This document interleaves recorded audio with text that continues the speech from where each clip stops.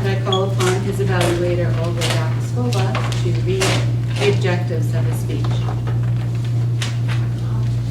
Aman's objectives is collect information about his topic from numerous sources, currently support his points with and opinions with specific facts, examples, and illustrations, gathered with research. Time 5 to 7 minutes. And this is the project number 7 from Competent Communicator Manual Research. Thank you. Would you please help me welcome our second speaker this evening, Aman Kapur. You'd better be running, Aman Kapur.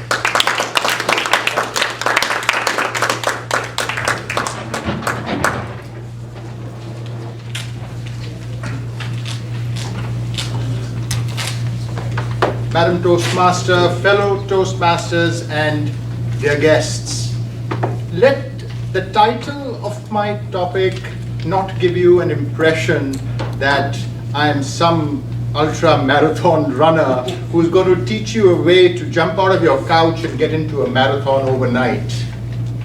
I have never ever run a big race in my life.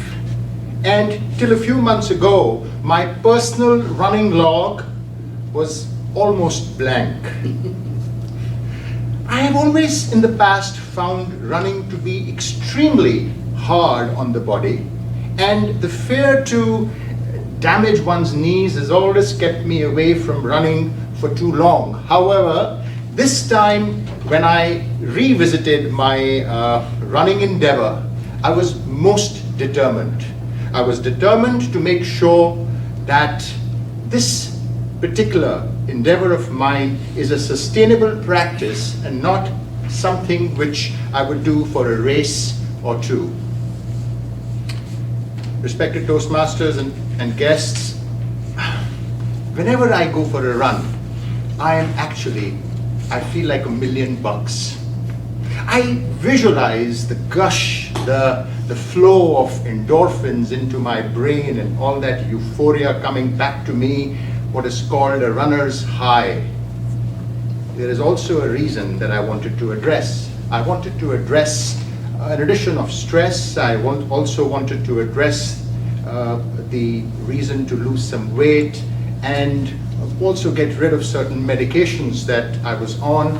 And I felt that running is going to have all the solutions to my existing problems, but the fact of the matter is that I have to get it right. Therefore, I got into my research and in a hand and glove situation, got into running as well. And this is the first thing that I learned. I learned that you must start by taking very small steps. So my first run was 1 mile long, and it took me 12 minutes to complete it. In the first few weeks, I would do short runs a few times in a week, and it was somewhere around that time that I actually got introduced to the 10-3 rule of long distance running. Now in this 10-3 rule, basically what you do is you increase your total weekly mileage by 10% and leave it there for a period of 3 weeks, which basically means that if you're running 10 miles a week, you increase it by 10% to 11, and you stay there for a period of 3 weeks, and then after the 3 weeks, you increase it again by another 10%. Basically, the philosophy behind this is that you are going to prevent yourself from jumping into running too long, too quickly, and also reduce the risk of an injury. Wow. In the life of a long distance runner, hydration and nutrition are key because they are principal sources of energy. So I learned that when one is running 60 to 90 minutes at a stretch, one should drink around 16 ounces, which is around 3 glasses of water, within the last 2 hours before you start running. And once you start running, then you should drink around 5 to 10 ounces of water every 20 odd minutes. And with regards to nutrition, it's very interesting. Whilst we live in the world where low carbohydrate diets are fashionable, a runner seeks 60% of his or her nutritive input through complex carbohydrates, and the balance 40% comes from good fats and proteins. Here is something I would like to share with everyone here. And this is something which really fascinated me. When I discovered that running actually is going to make your knee joints stronger. That was a big relief for me. And it was thanks to that information that I ran my first 10K with utmost ebullience. The fact of the matter is that when we run, we actually develop muscles like our quadriceps, and we develop our muscles, our hamstring muscles and our calf muscles. So these three sets of muscles actually support and strengthen your knee joints.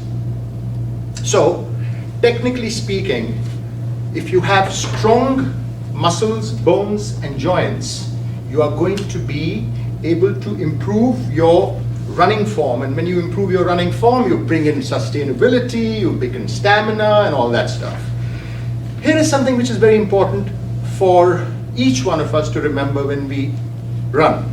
We need to complement running with strength training and cross training. Strength training and cross training on days when we do not run. And on days when we run, we should engage ourselves in adequate warm-ups and post-run workouts. Having said all this, the beauty about running is that it is an endurance sport. I was fortunate to speak to a few ultra runners who have told me and described me in detail how running has actually helped them build endurance, and this endurance they have been able to use in different facets of their day-to-day life.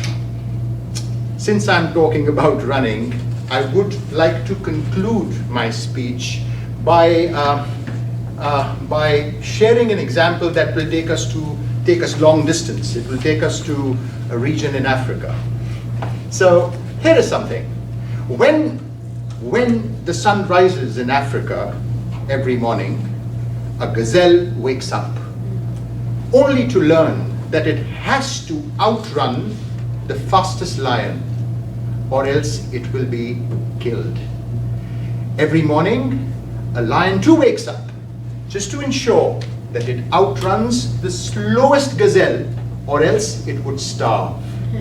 So whether you are a gazelle or a lion, you'd better be running. Madam Toastmaster.